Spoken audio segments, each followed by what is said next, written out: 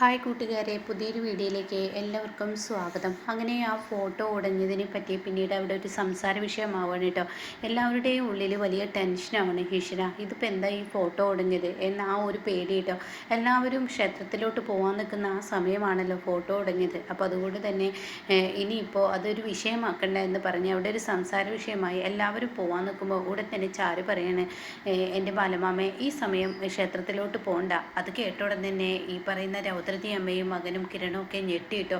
ഈശ്വര, ഇവളത് തടയുന്നു, അത് ആപത്താണല്ലോ എന്നാ ലെവലിൽ കേട്ടോ. അപ്പോൾ ചരു പറയണേ, ദേ ബാലമാമേ, അങ്ങോട്ടൊക്കെ പോവാതിരിക്കുകയായിരിക്കും നല്ലത്. ദേവി എന്തോ ഒരു സൂചന നൽകിയിരിക്കുകയാണ്. അത് കേൾക്കുന്നതിനോടുകൂടി ഈശ്വര, ഈ പെണ്ണ് എന്താണ് ഈ കാണിക്കുന്നത് എന്ന ആ ഭീതിയിൽ രൗദ്രതി അമ്മ നിൽക്കുകയാണ് കേട്ടോ. അപ്പോൾ ഈ സമയം അവിടെ പെട്ടെന്ന് ഷേ പറയണേ, എന്തോന്നായി പറയുന്നത്? എല്ലാവരും ക്ഷേത്രത്തിലോട്ട് പോകാൻ ഒരുങ്ങി നിൽക്കുന്ന സമയത്ത് നീ അങ്ങനെ തടസ്സം പറഞ്ഞാൽ എങ്ങനെ എന്നങ്ങ് പറയുമ്പോൾ ചാരു പറയണേ, എന്തോ എനിക്കതത്ര സുഖമായി തോന്നിയില്ല. ദേവിയുടെ ഫോട്ടോ വീണുടഞ്ഞത് ദേവി എന്തോ സൂചന തന്നിരിക്കുകയാണ്. അത് കേൾക്കുന്ന രൗദ്രതി അമ്മ, എന്താ ഇനിയിപ്പോൾ ചെയ്യുക, എന്താ ഇപ്പോൾ ഇതിനൊരു മറുപടി കൊടുക്കുക എന്നുള്ള ലെവലിൽ ഇങ്ങനെ നിൽക്കുകയാണ് കേട്ടോ. അപ്പോൾ ഈ സമയം ബാലമാമേ, ഇനി എന്തായാലും ഇന്ന് ക്ഷേത്രത്തിലോട്ട് പോകണ്ട, നാളെ പോയാൽ മതി എന്ന് പറയാൻ. അത് കേൾക്കുന്ന ബാലമാമ, ശരി മോളെ, നീ പറയുന്നത് തന്നെ ആവട്ടെ, ഇന്നെന്തായാലും പോണ്ട, എന്തോ ഒരു സൂചന നൽകിയിരിക്കുന്നു, അപ്പം അതുകൊണ്ട് തന്നെ പോണ്ട എന്ന ആ ഒരു തീരുമാനം എടുക്കുമ്പോൾ ഉടൻ തന്നെ രൗദ്രതി അമ്മ പറയാണ്, എട്ടും പൊട്ടും തിരിയാത്ത കുഞ്ഞുങ്ങളെ പോലെയാണ് ഈ നിൽക്കുന്നത് നിൻ്റെ മരുമകൾ. എന്തോ ഒരു ഫോട്ടോ വീണുടഞ്ഞതിന് ഇത്ര വലിയ വിഷയമാക്കണം. അത് കേൾക്കുന്ന ബാലമാമ പറയണേ, അല്ല, എൻ്റെ ചാരുമോൾക്ക് എല്ലാ അറിവുകളുമുണ്ട്. അത് കേൾക്കുന്ന രൗദ്രതി അമ്മ, എന്തോന്നറിവ്, ഇതൊക്കെ ഒരു അറിവാണോ? ഒരു ഫോട്ടോ വീണുടഞ്ഞത് ഇത്ര വലിയ കാര്യമാണോ? അതിനൊക്കെ ഒരു പോക്ക് വേണ്ടെന്ന് വെക്കണോ? ഇത്രയും പേരും പോവാൻ നിൽക്കുമ്പോൾ അത് വേണ്ടെന്ന് വെക്കുന്നത് അത് ശരിയല്ല. അത് കേൾക്കുന്നതിനോടുകൂടി ഉടൻ തന്നെ ബാലമാമ പറയണ, അല്ല, എൻ്റെ മോള് പറഞ്ഞിട്ടുണ്ടെങ്കിൽ അതിലൊരു ശരിയുണ്ടാവും. അത് കേൾക്കുന്ന രൗദ്രതയമ്മ, എന്താ ബാല, നീ ചെറിയ കുഞ്ഞുങ്ങളെ പോലെ ഇവളുടെ വാക്ക് കേട്ട് ഇപ്പോൾ അമ്പലത്തിലോട്ട് പോട്ടെന്ന് വെക്കുന്നത് അത് ശരിയല്ല. പോണം. കാരണം എന്തെന്ന് വെച്ചാൽ നമ്മൾ മനസ്സുകൊണ്ട് ചിന്തിച്ച ഒരു കാര്യമല്ലേ, അത് നടത്തേണ്ടത് നമ്മുടെ ആവശ്യമല്ലേ. അപ്പോൾ അത് വേണം. ഒരു ഫോട്ടോ, ആ ഫോട്ടോ വീണുടയും പല കാരണങ്ങളും ഉണ്ടായിരിക്കും. ഒരു പക്ഷേ ആ ഫോട്ടോ വെച്ച ആ ആണി അത് ചിലപ്പോൾ ഇളകിയിട്ടുണ്ടാവും, അതല്ലെങ്കിൽ അത് അങ്ങോട്ടും ഇങ്ങോട്ടും നീങ്ങിയിട്ടുണ്ടാവും.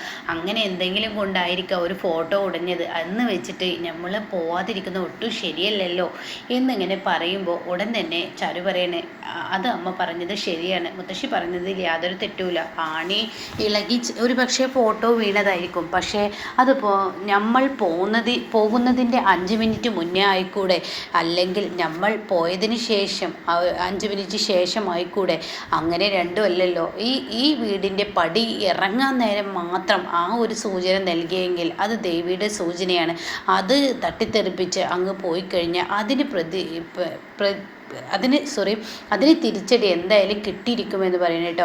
അപ്പോൾ ഈ സമയം ഈ വാക്ക് കേൾക്കുമ്പോൾ ഇവളുടെ ഒരു സംസാരം എന്ന രീതിയിൽ രൗദ്രതി അമ്മയും മകനും കിരണൊക്കെ നിൽക്കണം കേട്ടോ. അങ്ങനെ ബാലമാമ പറയാണ്, ദേ അമ്മേ, ഇനിയിപ്പോൾ എന്തായാലും ഞാൻ ഇറങ്ങുന്നില്ല, എനിക്കും മോള് പറഞ്ഞതുപോലെ എന്തൊക്കെയോ ഒരു ദുസ്സൂചന, അപ്പോൾ പോകുന്നില്ലെന്ന് വെക്കുന്നു. ഇനി നാളെയും പോകാലോ, നാളെയും ഇപ്പോൾ ഈ പറഞ്ഞതൊക്കെ ചെയ്യാലോ എന്ന് പറഞ്ഞിട്ട് ആ പോക്ക് അവിടെ തടയുകയാണ് കേട്ടോ. എന്നാൽ ചാരു ആണെങ്കിൽ ഈ ഫോട്ടോയിലോട്ട് തന്നെ ഇങ്ങനെ തുറിച്ചു നോക്കുന്നു. അത് കാണുന്ന ആകാശ് ചോദിക്കുക, എന്താ ചാരു, നീ ആ ഫോട്ടോയിലോട്ട് തന്നെ നോക്കുന്നു?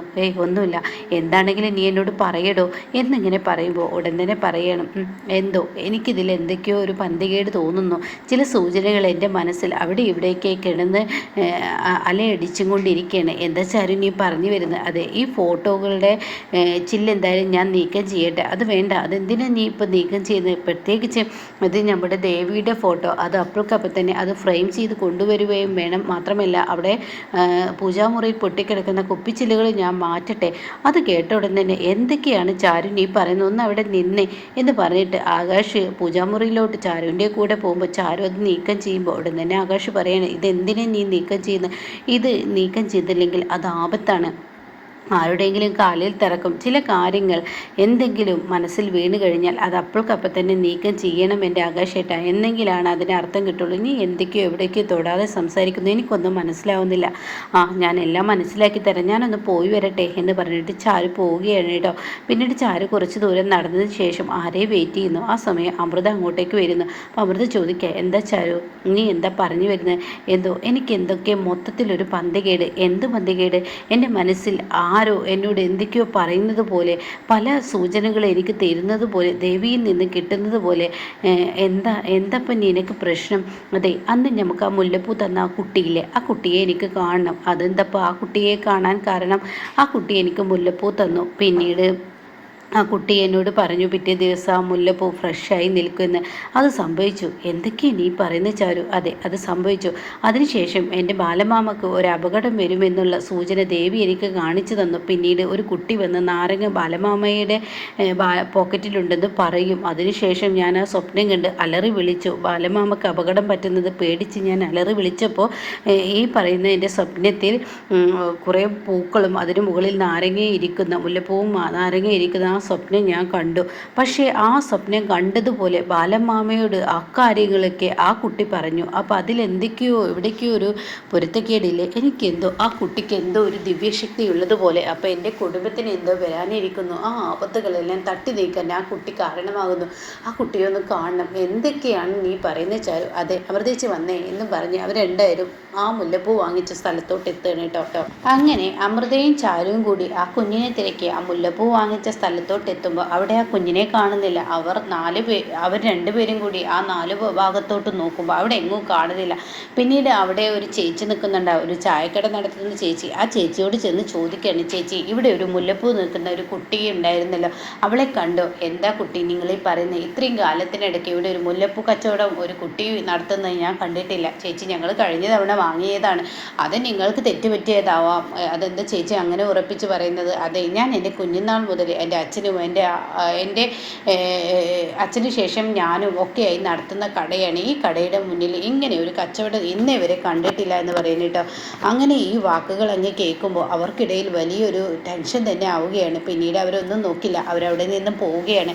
അങ്ങനെ അവർ നേരെ പോകുന്ന അമ്പലത്തിലോട്ടായിരിക്കും കേട്ടോ. അമ്പലത്തിൻ്റെ മുറ്റത്ത് ഉണ്ടാവുമെന്ന പ്രതീക്ഷയാണ് ചാരുവിന്. അപ്പം അമൃത ചോദിക്കുന്നു, നീ എന്തിനാ അങ്ങോട്ടേക്ക് വന്നിരിക്കുന്നത്? ആ കുട്ടി ഇവിടെ എങ്ങാനും മുല്ലപ്പൂ വെക്കുന്നുണ്ടെങ്കിലോ നോക്കാലോ എന്ന് പറഞ്ഞിട്ട് അവിടെ എങ്ങാനും നോക്കുന്നു കേട്ടോ. അവിടെ എങ്ങും ഇല്ല. അങ്ങനെ ചാരുവിന് സങ്കടമാവാണ്. അങ്ങനെ ആ കുഞ്ഞെവിടെ? ഇതിലെന്തോ ഒരു അത്ഭുതമുണ്ട്, എന്തോ ഉണ്ട് അമൃതേച്ചി എന്ന് പറഞ്ഞിട്ട് തൻ്റെ ദേവിയുടെ മുന്നിൽ നിന്ന് പ്രാർത്ഥിക്കുകയാണ്. എന്നിട്ട് പറയാണ്, ദേവി ആരാണ് ആ കുഞ്ഞെന്ന് എനിക്കറിയില്ല, പല സത്യങ്ങളും വിളിച്ചു പറയുന്ന ഒരു കുഞ്ഞാണ്. ആ കുഞ്ഞിൽ എന്തൊക്കെയോ ഒരു നിഗൂഢതയുണ്ട്.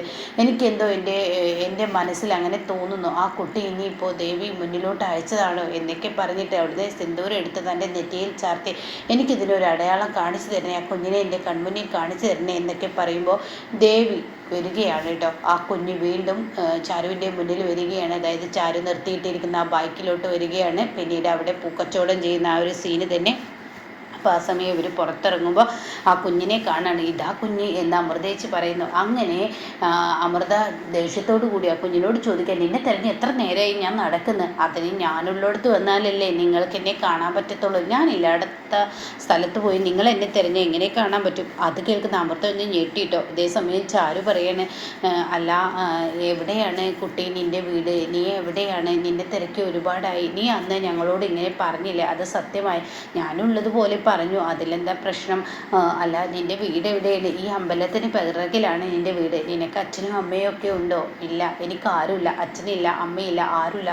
അപ്പം നീ തനിയാണ് താമസിക്കുന്നത്? അല്ല, എന്നെ ഒരു മുത്തശ്ശി എടുത്തു വളർത്തിയതാണ് എന്ന് പറയുന്നു കേട്ടോ. അപ്പം നിൻ്റെ പേരെന്താ എന്ന് ചോദിച്ച ഉടൻ തന്നെ ആ ഒരു കാളിയമ്മ എന്നുള്ള പേര് പറയണേ. അതായത് ഈ ദേവിയുടെ പേര് പറയുന്നുണ്ട് കേട്ടോ. ആ ദേവിയുടെ പേര് പറയുമ്പോൾ എന്താ ഈ പറയുന്നത്? അതെ, ഞാൻ ഈ മുറ്റത്ത് കിട്ടിയത് കൊണ്ട് എന്നെ മുത്തശ്ശി ഈ അമ്പലനടയിൽ എന്നെ എൻ്റെ അച്ഛനമ്മമാർ ഉപേക്ഷിച്ച് പോയതാണ്. അപ്പോൾ ഇവിടെ വെച്ച് കിട്ടിയത് കൊണ്ട് തന്നെ എനിക്ക് ആ പേരിട്ടു, അതുകൊണ്ടാണ് എന്നൊക്കെ പറയാൻ കേട്ടോ.